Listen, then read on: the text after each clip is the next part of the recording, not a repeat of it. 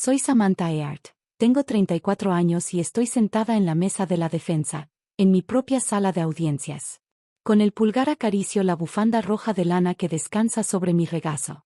Al otro lado del pasillo, Kevin y Karen se ríen con su abogado, como si ya estuvieran gastándose los $5.5 millones que creen que están a punto de robarme. Ni siquiera me reconocen. Entonces, la voz del alguacil rompe el silencio de la sala. Todos de pie para recibir a la honorable jueza Samantha Earth. Mis padres se levantan esperando ver entrar a una desconocida, pero soy yo quien se pone de pie.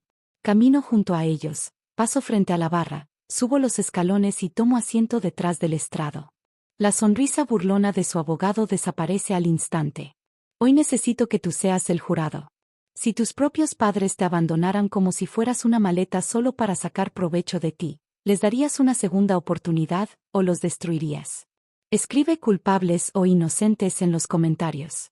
Quiero saber de qué lado estás antes de contarte lo que hicieron. Era 1994, y el Aeropuerto Internacional O'Hare era el lugar más ruidoso del mundo. La Terminal 3 vibraba con un zumbido constante que se sentía hasta en las suelas de mis tenis. La gente corría de un lado a otro, los altavoces anunciaban vuelos sin parar y las bandas transportadoras no dejaban de sonar. Pero yo no me sentía parte de ese movimiento. Me sentía como una piedra en medio de un río, inmóvil y pesada, mientras todo lo demás seguía avanzando. Tenía apenas 5 años. Llevaba una bufanda roja de lana que me raspaba el cuello. Picaba muchísimo y era tan larga que arrastraba por el piso sucio de linóleo. Aún así, me negaba a quitármela. Era lo único que me protegía del aire helado que entraba cada vez que se abrían las puertas automáticas. Kevin y Karen caminaban delante de mí. No me llevaban de la mano. Solo revisaban sus relojes, moviéndose con rapidez y precisión. No parecían unos padres que estuvieran a punto de perder a su hija. Parecían personas que iban tarde a una junta de trabajo. Parecían molestos. Karen volteó hacia mí con la mirada dura. Apúrate, Samantha. Nos estás retrasando. Me llevaron más allá de los mostradores de boletos, de las familias que se abrazaban en las puertas de abordaje y hasta el área de equipaje sobredimensionado. Era un enorme espacio industrial donde aparecían palos de golf, carriolas y cajas enormes sobre una banda metálica. El aire olía a combustible de avión y café frío.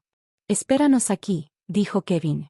Señaló una banca metálica atornillada al piso. Cuida las maletas. Tenemos que ir por los boletos. No te muevas hasta que regresemos. ¿Cuánto tiempo? Pregunté con una voz apenas audible. Solo ponte a contar las maletas, respondió Karen sin siquiera mirarme. Ella estaba viendo los letreros de salida. Cuenta 500. Para cuando termines, ya habremos vuelto. Me senté. Subí la bufanda hasta cubrirme la nariz. Y empecé a contar. 3. Unos esquís. Un estuche para guitarra. Una caja de cartón llena de cinta adhesiva. Llegué a 50. Luego a 100. La multitud comenzó a desaparecer. El ruido de la banda se volvió repetitivo, casi hipnótico. 200. 300. Cuando finalmente llegué a 500, la banda transportadora se detuvo. Todos los pasajeros ya habían recogido su equipaje. No quedaba nadie. Las luces parecían más tenues, acompañadas de ese zumbido eléctrico que solo existe en los lugares completamente vacíos. Me abracé a mi bufanda de lana. Y entendí algo para lo que ningún niño de 5 años debería tener palabras. No iban retrasados. No se habían perdido. La expresión que llevaban cuando se alejaron no era de preocupación. Era de alivio. Me habían dejado en el área de equipaje sobredimensionado porque eso era exactamente lo que yo significaba para ellos. Una carga. Un estorbo. Algo que podía documentarse, y jamás volver a reclamarse. Fue entonces cuando llegó el silencio. No era un silencio tranquilo. Era una manta pesada y asfixiante que cayó sobre mi pecho hasta dejarme sin aire. Ese silencio rompió algo dentro de mí. Me robó la voz. Durante los 4 años siguientes casi no hablé. Simplemente dejaba que la vida me ocurriera porque tenía demasiado miedo de hacer el más mínimo sonido. Me tomó 3 décadas aprender que el silencio también podía ser un arma, y no solo una herida. Hoy, cuando estoy sentada detrás del estrado y toda la sala guarda silencio esperando mi decisión, soy yo quien controla ese silencio. Lo uso para imponer respeto. Pero aquella tarde, en la Terminal 3, el silencio era quien me dominaba a mí. Me decía que yo no valía nada. No sé cuánto tiempo permanecí inmóvil. Finalmente, un guardia de seguridad que patrullaba en un vehículo eléctrico pasó junto a mí. Me vio. Se alejó unos metros. Luego regresó. Antes de que pudiera decir una sola palabra, un hombre con traje gris salió de detrás de una columna. Después supe que llevaba rato observando. Esperando ver si alguien regresaba por mí. Era alto. Tenía unos lentes de armazón metálico y unos ojos increíblemente amables. No parecía un héroe. Parecía un contador. Está conmigo, dijo el guardia mientras tomaba su radio. Voy a llamar a servicios sociales. No. La voz del hombre fue suave, pero sonó firme como el acero. Se acercó despacio y se arrodilló frente a mí, sin importarle lo sucio del piso. No intentó abrazarme, ni tocarme. Solo me miró directamente a los ojos, como si quisiera hacerme saber que yo existía. Me llamo William, dijo. Vi cómo se fueron. Lo siento. No me mintió. No dijo que mis padres iban a regresar. Me dijo la verdad. Y en ese instante me salvó de la mentira que yo misma intentaba creer. Se quedó conmigo hasta que llegó la policía. Se quedó durante todo el proceso para encontrarme un hogar temporal. Y, con el tiempo, se quedó para siempre. Fue la red que me sostuvo cuando mi propia familia me dejó caer. William murió un martes por la mañana. En silencio. Tal como había vivido. No hubo grandes homenajes. Ni titulares en los periódicos. Solo un pequeño funeral al que asistieron los trabajadores del albergue que él había financiado en secreto durante décadas. Me senté en la primera fila con la misma bufanda roja. Y sentí que el peso del silencio volvía otra vez. William había sido mi ancla. La única persona que me demostró que yo no era una simple maleta abandonada. Después vino la lectura del testamento. Esperaba heredar la casa. Quizá algunos ahorros. En cambio, el abogado me entregó una enorme carpeta llena de documentos. William no era solo un contador jubilado. Había sido uno de los primeros inversionistas en 3 de las empresas tecnológicas más exitosas de los años 90. Vivió con sencillez porque prefería dar generosamente. La cifra final me dejó sin palabras. $5.500.000. $100.000 por cada uno de sus 55 años de carrera profesional. Me dejó absolutamente todo. La noticia apareció 2 días después. Jueza local hereda una fortuna secreta. Era exactamente el reflector que siempre había temido. Solo pasaron 48 horas antes de que sonara el teléfono. Pero no era una llamada. Era un actuario. Me entregó una demanda judicial en la puerta de mi casa. Fraude de custodia y robo de patrimonio. Los demandantes eran Kevin y Karen Earth. No llamaron para preguntarme cómo estaba. No pidieron verme. Me demandaron. Afirmaban que William me había secuestrado en el aeropuerto hacía 30 años. Decían que habían pasado 3 décadas buscándome sin descanso, víctimas de un sofisticado plan de secuestro. Exigían los $5.5 millones completos como compensación por su dolor y sufrimiento. Y también la escritura de la casa de William. Me quedé sentada en la sala de mi casa leyendo la demanda. Era una auténtica obra maestra de ficción. Describían el sufrimiento insoportable de haber perdido a su adorada hija. Hablaban del vacío que había quedado en sus corazones. Un vacío que, según ellos, nunca había sanado. No lloré. No entré en pánico. Entré en modo jueza. Miré la demanda no como una hija, sino como una jueza analizando un expediente. Y entonces lo vi. El libro contable del narcisismo. Para unos padres normales, un hijo es una persona. Para Kevin y Karen, yo era un activo financiero. Cuando tenía 5 años, era un pasivo. Una boca más que alimentar. Una carga que arrastrar por un aeropuerto. Así que decidieron deshacerse de mí. Me abandonaron en el área de equipaje para reducir sus pérdidas. Pero 30 años después, mi valor había cambiado. Ya no era un pasivo. Ahora era una cuenta por cobrar. Venía acompañada de $5.5 millones. No regresaron porque me extrañaran. Regresaron porque su inversión finalmente había dado frutos y querían cobrarla. No era amor. Era contabilidad. Intentaban cuadrar sus cuentas usando mi vida. Y la descarada avaricia de todo aquello terminó de borrar a la niña asustada que todavía vivía dentro de mí. Ellos creían que estaban demandando a una víctima. No entendían que estaban demandando a la propia ley. Dejé los documentos sobre la mesa. No llamé de inmediato a un abogado. Primero caminé hasta el espejo y me observé. Vi los ojos de aquella niña que contó hasta 500. Vi a la mujer que había enviado a prisión a criminales por delitos mucho menores. Moción denegada, susurré al cuarto vacío. Tomé mi teléfono y marqué el número de la mejor contadora forense del estado. Necesito que investigues. Regresa a 1994. Encuentra absolutamente todo. Ellos querían una pelea. Yo les iba a dar una guerra. Y me aseguraría de que esa demanda les costara todo lo que les quedaba. No respondí la demanda. No llamé a Kevin ni a Karen para gritarles, suplicarles o preguntarles por qué me hicieron aquello. Eso lo habría hecho una hija.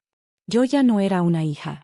Era la parte demandada construyendo un caso contra dos personas que acababan de cometer el peor error de cálculo de sus vidas. Entré otra vez en modo jueza. En mi profesión no trabajamos con emociones. Trabajamos con pruebas. Llamé a Sarah Jenkins, la contadora forense más implacable de Chicago. Solo le di una instrucción. Regresa a 1994. Descubre de dónde salió su dinero. Porque los estafadores nunca cambian. Si eran lo suficientemente codiciosos como para demandarme ahora, también lo habían sido 30 años atrás. La gente así nunca desperdicia una oportunidad de sacar provecho. No abandonas a una niña, sin intentar ganar dinero con su desaparición. Durante 3 días, el comedor de mi casa se convirtió en un auténtico centro de operaciones. Revisamos declaraciones de impuestos, escrituras antiguas y expedientes judiciales que olían a polvo y humedad. La mayoría cree que el pasado queda enterrado. No es cierto. Solo espera pacientemente dentro de un archivo olvidado. Sara encontró la anomalía un martes por la noche. Sam, mira esto. Año 1995. Me incliné sobre su hombro. Ahí estaba. Escondido entre cientos de expedientes digitalizados del condado de Cook. Kevin y Karen Earp contra American Continental Airlines. No solo me habían abandonado. También habían demandado a la aerolínea. Pedí el expediente completo. Mis manos no temblaban. Estaban frías. Firmes. Pasando página tras página del documento que prácticamente borraba mi existencia. La demanda era una auténtica obra de ficción. Afirmaban que el 6 de noviembre de 1994 habían confiado a su querida hija al personal de la aerolínea para que viajara sola a visitar a un familiar enfermo. Decían que la empresa había actuado con negligencia. Que yo me había alejado sin que nadie me vigilara. Todo era mentira. Nunca hubo un boleto. Nunca existió ningún familiar enfermo. Ellos mismos me llevaron al área de equipaje sobredimensionado. Y me dejaron ahí. Pero en 1995 no había cámaras por todas partes.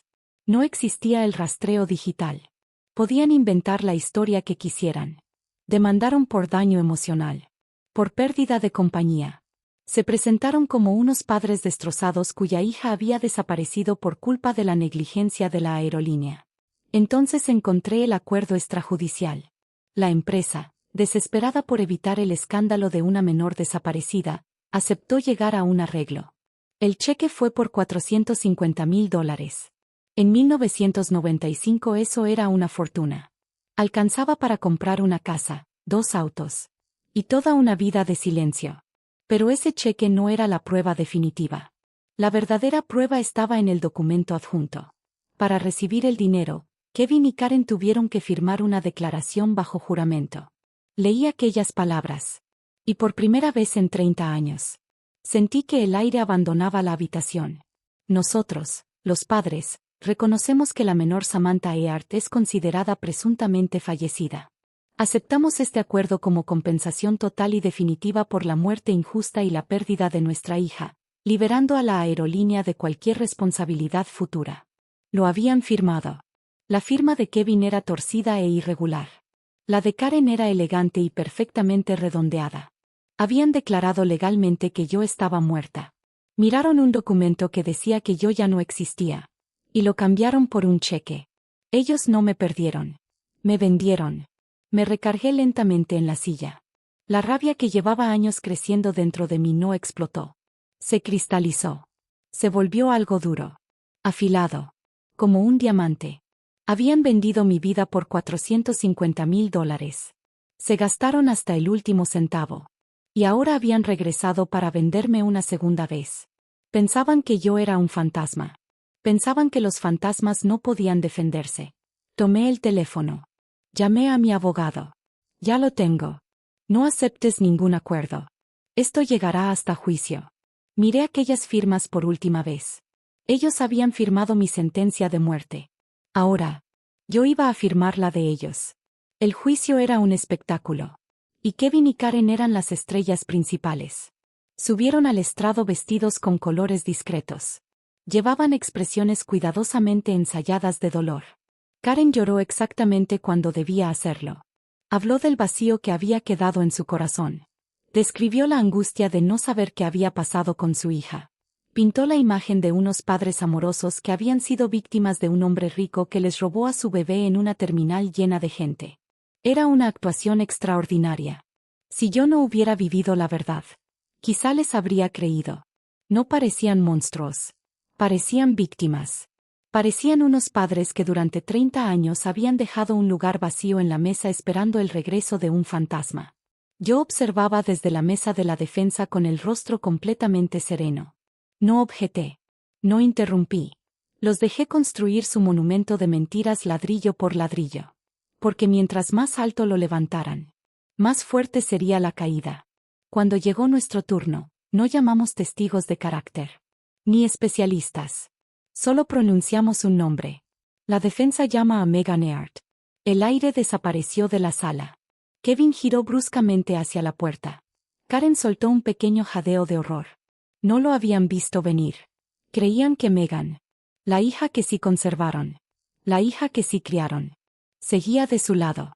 Pensaban que ella formaba parte de su mentira. Megan caminó lentamente hasta el estrado. Tenía 28 años. Era trabajadora social. Sus ojos reflejaban un cansancio profundo y su postura parecía disculparse simplemente por ocupar espacio.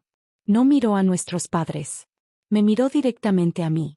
Fue como observar un espejo que hubiera vivido otra vida. Compartíamos la misma nariz. La misma mandíbula. Pero mientras yo me había vuelto fuerte, ella se había vuelto pesada por el dolor. Prestó juramento. Y comenzó a destruir la vida de nuestros padres. Megan, preguntó mi abogado, ¿cómo fue crecer en la casa de los Earhart? Ella respiró hondo. Todo su cuerpo tembló. Fue como vivir dentro de un mausoleo. Su voz era suave, pero firme. Yo no era solamente su hija. Era el reemplazo. Crecí bajo la sombra de una hermana perdida. Pero nunca se trató de extrañar a Samantha. Se trató de usarla. Ese era el verdadero paradigma del hermano fantasma. Siempre creí que Megan había sido la afortunada. La que sí pudo volver a casa. La que sí tuvo padres. Pero mientras hablaba comprendí que estaba equivocada. La que escapó fui yo. Ella quedó atrapada durante 28 años dentro de aquella representación. Utilizaban la historia todo el tiempo, continuó Megan. Cada vez que se atrasaban con la renta, cada vez que mi papá perdía dinero apostando, hablaban de la tragedia. La iglesia les daba dinero. Los vecinos les llevaban comida durante años. Mi hermana nunca fue una persona para ellos. Hizo una pausa. Era una fuente de ingresos. Su ausencia pagaba las cuentas. Karen se levantó de golpe. La cara completamente roja. Megan, basta. No te atrevas. Siéntese, gritó el alguacil. Megan ni siquiera pestañeó. Metió la mano en una bolsa de tela y sacó una vieja caja de zapatos. Olía a humedad y a años de haber permanecido olvidada en un ático. Ellos siempre dijeron que gastaron hasta el último centavo buscándola, dijo Megan. Me dijeron que contrataron investigadores privados. Que recorrieron todo el país. Miró la caja. La semana pasada estaba limpiando el ático buscando fotografías viejas, y encontré esto. Abrió la caja. No estaba llena de volantes de personas desaparecidas. Ni de cartas enviadas a la policía. Son recibos de un casino. Levantó varios papeles amarillentos. Del Empress Riverboat Casino, en Joliet. Miró al jurado. Todos tienen fecha del 7, 8 y 9 de noviembre de 1994, la semana en que Samantha desapareció. Mientras la policía la buscaba por todo el aeropuerto. Kevin y Karen estaban apostando en un casino. No la estaban buscando. La estaban celebrando. El silencio que invadió la sala fue absoluto. Era el mismo silencio pesado y asfixiante que recordaba del área de equipaje. Pero esta vez, no era yo quien estaba siendo aplastada. Eran ellos. Megan levantó la vista hacia nuestros padres. Las lágrimas finalmente comenzaron a correr por su rostro. Durante años me sentí culpable por haber sido la hija que sí pudo quedarse, susurró. Pero ahora entiendo que Samantha fue quien logró escapar. Hizo una pausa. La que realmente quedó atrapada, fui yo. Kevin se dejó caer en la silla. Parecía un hombre cuya vida entera acababa de derrumbarse frente a todos. Ellos no solo abandonaron a una hija, también destruyeron a la otra. Mi abogado no permitió que la sala recuperara el aliento. El testimonio de Megan había agrietado los cimientos. Ahora era momento de derribar toda la casa. Se acercó al estrado y colocó un solo documento amarillento frente a la jueza que presidía el juicio. Era una copia certificada del acuerdo firmado en 1995, obtenida de los archivos del condado de Cook. Su señoría, dijo con voz firme mientras los murmullos recorrían la sala. Los demandantes pretenden reclamar esta herencia basándose en sus supuestos derechos como padres. Levantó el documento.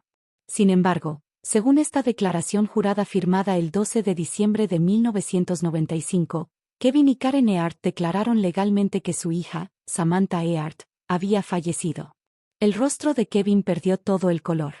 Karen le sujetó el brazo con tanta fuerza que las uñas se hundieron en la tela barata de su saco. Sabían perfectamente que era ese documento. Era el recibo de mi vida. La jueza leyó cada página lentamente. Sus ojos se entrecerraron. Luego levantó la vista. Miró a los demandantes. La expresión de su rostro ya no era de imparcialidad judicial. Era puro desprecio. Señor y señora Earhart, dijo con una voz peligrosamente tranquila. Ustedes aceptaron $450,000 de American Continental Airlines como indemnización por la muerte de su hija. Hizo una breve pausa. Firmaron una declaración asegurando que Samantha había fallecido. Cerró el expediente. Así que solo puede ser cierta una de dos cosas. La sala quedó completamente inmóvil. O cometieron fraude y robo en 1995 para obtener ese dinero. O están cometiendo perjurio y fraude ante este tribunal el día de hoy. Los observó fijamente. ¿Cuál de las dos versiones es la verdadera? La trampa acababa de cerrarse. Si admitían que yo estaba viva desde entonces, confesaban haber robado casi $500,000 mediante fraude. Pero si insistían en que legalmente estaba muerta, entonces no tenían ningún derecho para reclamar mi herencia. Los fantasmas no heredan. El abogado de Kevin y Karen comprendió inmediatamente que acababan de arrastrarlo a un campo minado. Sin decir una sola palabra, dio un paso hacia atrás. Y empezó a guardar sus documentos dentro del portafolio. Me puse de pie. No pedí permiso. No esperé a que hablara mi abogado. Rodeé la mesa de la defensa y caminé hasta quedar frente a ellos, en medio del pasillo. Durante 30 años les tuve miedo. Permití que su recuerdo me persiguiera cada vez que entraba en una habitación silenciosa. Pero al verlos ahora, temblando, acorralados, pequeños, comprendí algo. No estaba frente a monstruos. Estaba frente a parásitos. Ustedes me vendieron. No levanté la voz. Hablé exactamente con el mismo tono que utilizaba al dictar sentencia a un criminal violento. Frío. Sereno. Definitivo. No solo me abandonaron en un aeropuerto. Me convirtieron en dinero. Le pusieron un precio a su propia hija. Y se gastaron ese dinero en blackjack y máquinas tragamonedas. Karen intentó hablar. Abrió la boca mientras las lágrimas corrían por sus mejillas. Era la misma actuación que había presentado ante la iglesia. Ante los vecinos. Y durante años. Ante Megan. Samantha, por favor, balbuceó. Éramos jóvenes. Teníamos miedo. Te queríamos. La interrumpí antes de que terminara. Ustedes me declararon muerta. Mi voz permaneció completamente firme. Firmaron un documento diciendo que yo ya no existía para poder comprarse un barco. Hice una pausa. Así que felicidades. Los miré directamente a los ojos.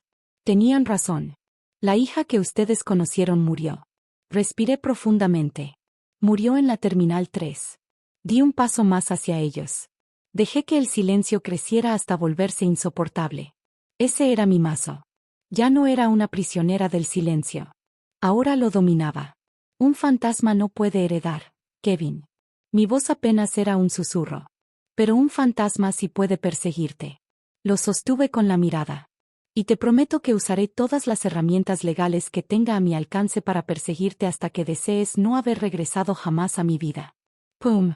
El mazo de la jueza golpeó el estrado como un disparo. Se desecha la demanda con perjuicio. Toda la sala quedó inmóvil. Alguacil, proceda a poner bajo custodia a los demandantes. La jueza continuó. Asimismo, remito este asunto inmediatamente a la Fiscalía para que investigue posibles delitos de fraude al seguro y perjurio. Kevin y Karen comenzaron a gritar mientras los agentes se acercaban para esposarlos. Yo no los vi. Simplemente les di la espalda. Exactamente igual que ellos me la dieron a mí 30 años antes. Las consecuencias fueron devastadoras.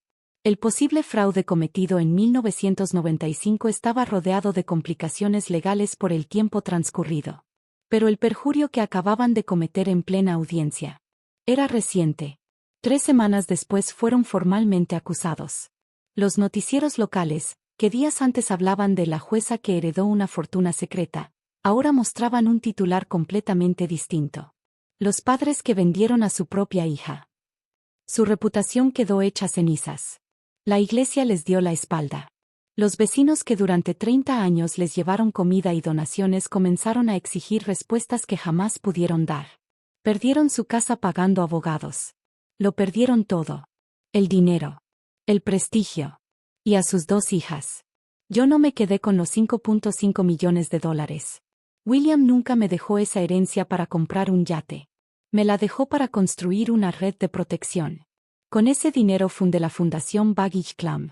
Nuestra organización ofrece defensa legal de primer nivel a jóvenes que salen del sistema de hogares temporales, para que cuando el Estado deje de protegerlos, siempre exista alguien dispuesto a hacerlo.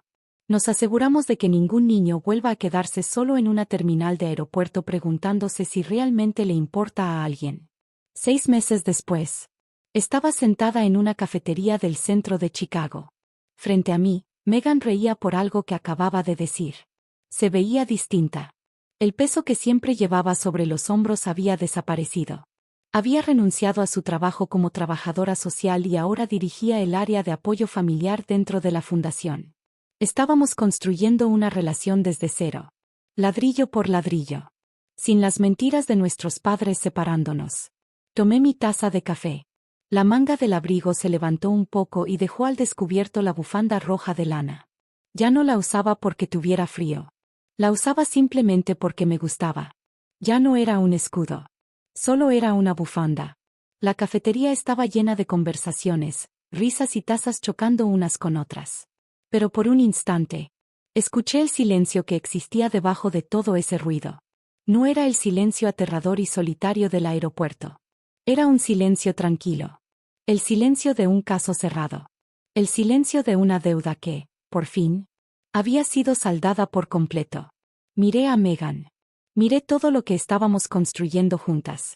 Y entonces comprendí que William siempre había tenido razón. Yo nunca fui la niña que dejaron atrás. Fui la niña que alguien alcanzó a sostener antes de caer.